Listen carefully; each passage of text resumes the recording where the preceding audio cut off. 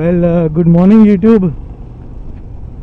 I'm off to the highway and it is a beautiful Monday morning, and here I am testing the Royal Enfield Himalayan. Well, my testing is done and I have done 300 kilometers and I'm just going back to the highway so that I can enjoy a morning ride. And if you're getting wind noise, I'm really sorry.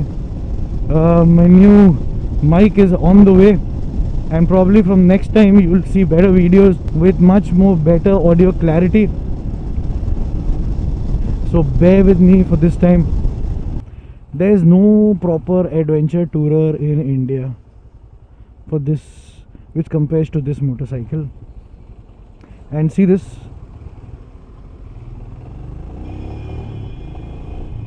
I just wanted to go down on that. That is why I just decided that I'll just come down and I'll continue through the highway from here. Probably I'll get a few bad sections here which will make things more enjoyable. As you can see, there's a lot of gravel on the road, and this is a friend's bike, and I'm not too much of a off-roading kind of guy, but I still enjoy it. There is enough which I wouldn't do on any other bike. I'm just sitting on the bike, I'm not standing on the foot peg. I just wanted to see how good this is actually, and I'm going mostly towards from the bad section, and the bike holds its line. I'm impressed.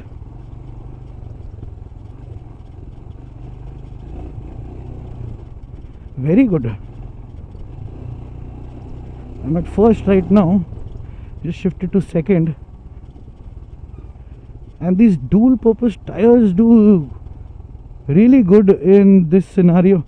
A lot of stones, pebbles, and because of this 21-inch rim size, I believe that is the reason I'm getting a lot of confidence on this bike to do this. Otherwise, in a normal scenario, I would actually think that the front might give off. It is approximately 6 o'clock in the morning, and this is the condition of the connector to the highway. Crowded as usual. Just let me get through this.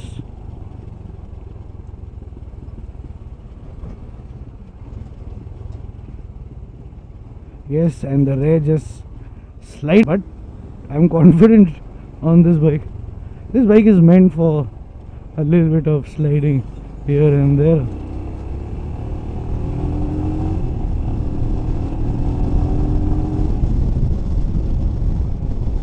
So as I was saying, let's talk about the power of this bike.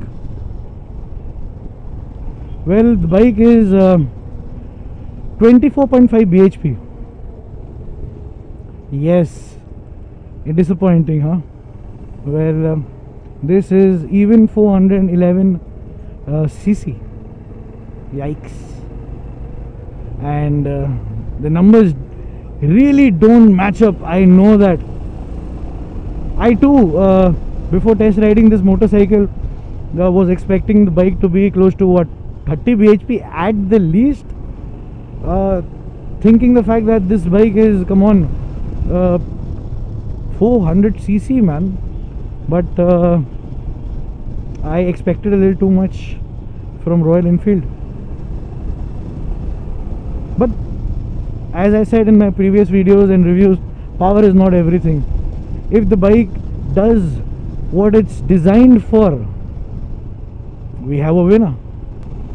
Before I start and putting everything on the table, I just want to say one thing. Thank you, my friend Sunny Chauhan, for lending me this bike and supporting the channel and supporting me right from the day we met. And guys, people who don't know, he's a fellow super biker himself, and rides a ZX12R unrestricted, and he's one of my best riding buddies and my best friend. And if anyone wants a bus for hire or anything for themselves, for personal use, probably a wedding or anything, please contact him. His link is on the description below. Tell him that Highwayman has suggested you, and I'm sure that he'll look after you. Now this bike has a long travel suspension. Now many must be thinking, you've heard it everywhere, that it has got a long travel suspension and anything, but what does it actually do? Probably you know even what it does, but I'll just put it in my words, okay? The front forks have a lot of travel, as in like they press a lot. For example, I'll tell you, there's a certain amount of distance that is covered by the suspension once you go into a pothole. If the forks are not long enough and you hit a big pothole, what that does is it bottoms out the suspension. You hear a thug sound, okay? It's not thug for life, but thug sound, okay? Now with this, since the forks are longer, 41 mm, that's what I've read, what that does is it's got a longer travel. Like the amount it presses against when you're on a bump is 20 mm for the front and 18 mm for the rear, which is amazing. I'm not comparing it to typical adventure tourers, but you have to understand the fact that the closest thing you'll actually get to a Tiger is this bike. I'm comparing this to a Tiger. This is the Indian version of the Tiger. Now this has got a 21-inch front wheel, and you must be thinking 21 inch, that's too big. But what that does is there's a combination between this and the rear wheel. The front is 21 mm, the rear is 17 mm. Yes, 4 inches of difference. Now what that does is when you're actually standing on the bike, okay, like for example, I'm going to show you. See, I'm going to just stand on the bike, okay? I'm just leaning forward. See my hand. I'm on a plain road. I know that I shouldn't be doing this, but if I am looking, for example, I'm looking down and I want to maneuver the bike, I can do that. What that does is puts my pressure on the front, and the foot peg has got a pressure for the rear. So what that completely does is gives you confidence as a rider to push this bike harder off-roads. Now I'm not going to say that I did all that, okay, because I don't want to screw up somebody else's bike, God's sakes. There's a only limit or something which I can do. Anything that screws up the bike, I'm not going to do it. This has got 32 Nm of torque. Now that's what you like now. 32 Nm of torque, and it's 411cc. The 411cc gives it that kind of torque, which relates to better pulling on steep climbs under stressed engine. So that's a big plus for this bike. Now let's talk about the tires on this bike. The tires on this bike are dual sport tires. They're actually really good. They're really good. I did encounter a wet patch, and I was actually kind of riding hard while I was testing it. So I was very confident about the tires, since the tire was giving me amazing grip, and I realized the tire was slowly sliding away from its line, but nothing much, nothing to worry. uh, Gravel, stones, everything, don't bother these tires at all. You can ride on them all day long. That's how good the tires are. So let's talk about the power delivery of this bike. Now, as I had said earlier, this got a lot of torque, okay, and the bike is really under stressed. You can just see I'm at approximately say 70 right now, and the bike is not even 3,500 RPM. The red line is at 6.5, but make no mistake about it, the bike is much capable than this. It is very under stress, very smooth. It's got a gear indicator, okay, which I'm going to talk about later, about the meter and everything. So what I'm saying is, you just have to be on the right gear, okay. Now for example, I'm at 60, okay, and I'm in the city. If I whack the throttle, since the RPMs are so down low, okay, the bike will kind of jitter and vibrate a little bit, build up power and then move ahead, because it's taking 182 kgs of mass along with it. It is not at the right gear. You actually stressing the gear. So what the usual thing is, if you are at 60 and you want to accelerate in normal manner, for example 50, you shift a gear and you go up. This vibrates too, but not that much, okay. What I would usually do if I'm in the city, for example I'm at 60, I'll go 2 gears down and then I'll accelerate.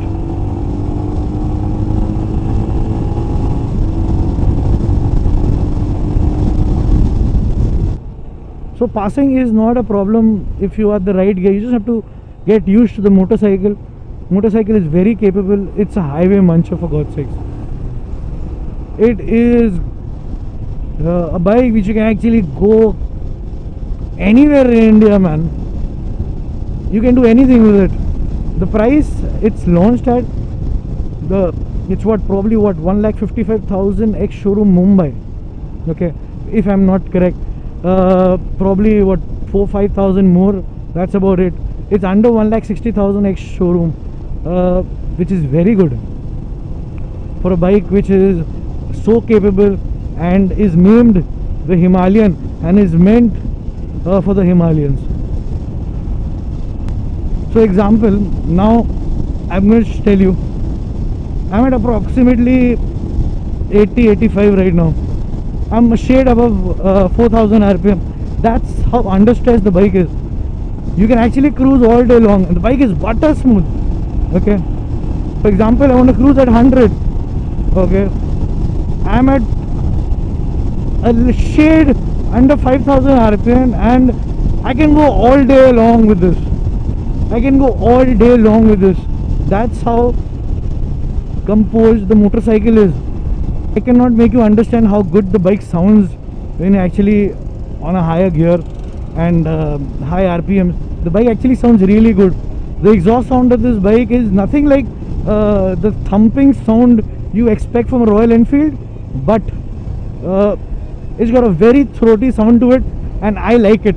I really like the fact, the first thing I actually liked about the bike once I started riding with, the first impression was I like the sound of the exhaust. The switches on this bike, yes, now you must be seeing a kill switch here and you are seeing an on and off switch here, okay. Now this is not standard from the company.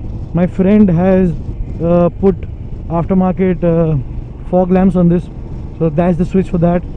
And he also has installed a front headlight with an HID with a projector and everything, so I cannot test the lights stock, so I will not be able to give you the review of the lights, how they are actually right out of the showroom.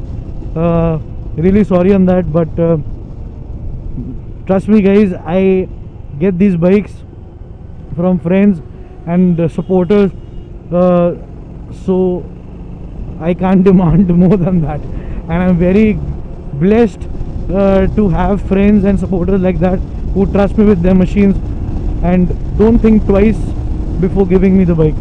It's not got that 4-valve DOHC and stuff. Okay, so considering that fact, the bike is butter smooth. So if you are on a 1,000-kilometer trip, don't think twice getting this motorcycle if you like the looks of this bike. But if you think this bike is made for top speeds, I'm not very sure about that. See, I did a top speed of 130. Yes, the bike will go a little bit more than that. It'll do 135 or something. But let me tell you, the front and the rear tires are not tubeless. Okay. Now you must be thinking, why am I talking about tubeless when I'm talking about top speed? Well, there has been a small issue. The small issue is, since this bike has spokes front and rear, and normally what happens is, in the conventional old bikes also, they bend a little. Okay, so you have to get them straightened or put new ones accordingly. They cost very cheap, probably 30-40 bucks to get it straightened. No big issue, you don't have to change a part or anything. Once I went 130, the front went like this little bit. Okay, I hope you can see the bike wobbling. I'm just doing this purposely. Okay, but it started doing like this, so obviously I will lose my confidence. I do not want to unsaddle the bike and end up in a crash just for the sake of testing the top speed of the bike. Well, my friend has done 140 on it, so I can vouch for him. He's a fellow super biker too, as I mentioned, so I trust him completely on that. The bike gets into turns very nicely.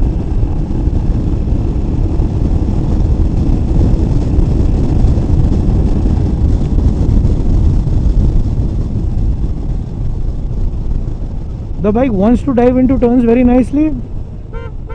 No problems there. But there's only one drawback to that. Since the suspension is a little soft, what that does is, if there is a bumpy road, for example, you see a curve here, okay? If I'm going hard on this, I'm probably at 115 on this. Bike will hold its line very nicely, the tires won't give up, nothing whatsoever. But if there are bumps on the way, the bike will unsettle itself, and you wouldn't like that on a soft suspension bike. Since the front wheel is 21 inches compared to the rear, which is 18, it won't be very easy for you to correct your lines in the mid of a corner. I'm not saying you can push the bike, you can trust yourself, your skills, no problems whatsoever, but I wouldn't expect too much from a proper adventure tourer, for God's sake. This is meant to go on the Himalayas, Leh, Ladakh, Sikkim, the worst road conditions you can imagine. This bike will even be comfortable on roads where there are actually no freaking roads. The comfort on this bike is amazing. The seats are super soft, and there's a little hump at the back which connects the rear seat, which gives me nice support. The combination of the suspension, the long travel suspension, and the seat makes me feel that I've actually not gone for a ride. That's how good it is. Now, if you think about it, right now I have done close to 45 kilometers from home. Okay, I am actually feeling that I didn't ride at all. Probably I went close by 5-10 kilometers, nothing much. That's how good the motorcycle feels. What can I say? It is close to perfect. Now let's talk about the acceleration of the bike. I'm gonna show you the acceleration of the bike. You can see the road is straight. See, I'm just gonna launch the bike.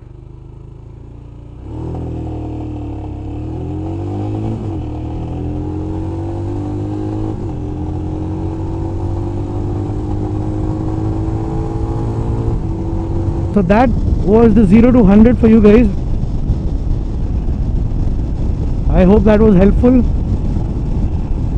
and I did my best on the launch.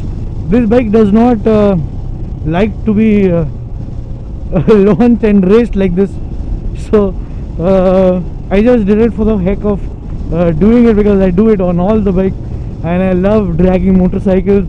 Not that I like racing with people, random people on the road, but I just like the fact that adrenaline pump while you're launching.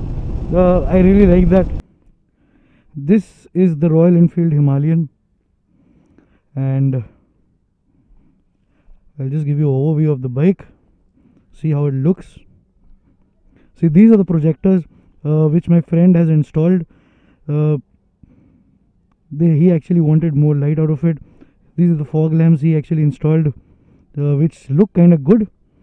The bike actually looks very nice and very minimalistic. There's nothing actually you can break on the bike. Actually, if you fall, probably this will get scuffs or anything. This will get saved. These aftermarkets, of course, this will break. It's not meant for that. You can see there's place for the panniers and everything. Really nice what they've done with the motorcycle. There's dual purpose tires which are very good. The front and the rear brake is adequate, but nothing that great. Actually tell you that the front lacks bite and the rear has too much of bite. Actually, it's a good thing, because the front is progressive and the rear will lock up a little bit, let you slide in these conditions. Okay, like in these conditions, which will help you change course. I really like the whole fact, like the Himalayan logo they've done like this. The same thing they've done here. They've written it a very I don't know if you can actually understand. The first time I saw this, when this was launched, I thought this is probably a design, but it's actually Himalayan written here. That's really cool.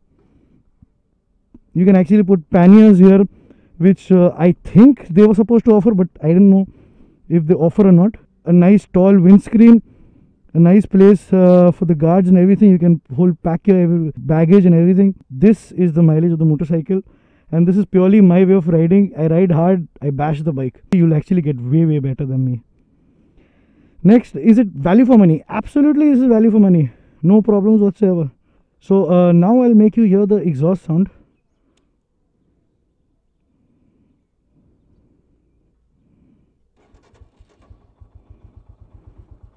So now see my hand, and I hope you can see the RPM.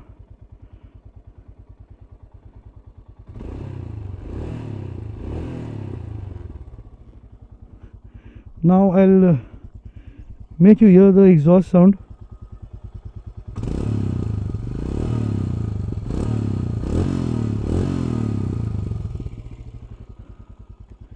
So this is the exhaust sound. Kind of sounds very throaty, very nice. Now let's talk about the instrument cluster of this motorcycle. See, the bike is currently done 2,934 kilometers. Okay, this is like a brand new bike, completely serviced from the showroom guys and everything. Perfect, no problems whatsoever.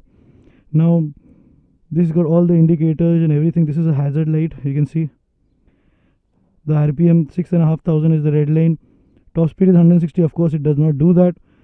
I've done 130 on this. My friend has done 140 on this. He's got a fuel meter, lot of fuel left for my testing. And this is the compass. I don't know how many use that, but you still have it. Why not? It's got LEDs at the rear. I'll just show it to you. See, LEDs at the rear, and nice big mirrors. No problems whatsoever. Very visible. Behind, everything is perfect. It's got a nice windscreen which kind of buzzes sometimes, but I wouldn't worry too much about it. Very nice. The trip 1, trip 2, average speed is basically standard stuff. This has got a gear position indicator if you can see this 0 here, I'll just put it into 1 and show it to you. See, it's got 5 gears, shows the time, the temperature. It's more than enough for this bike.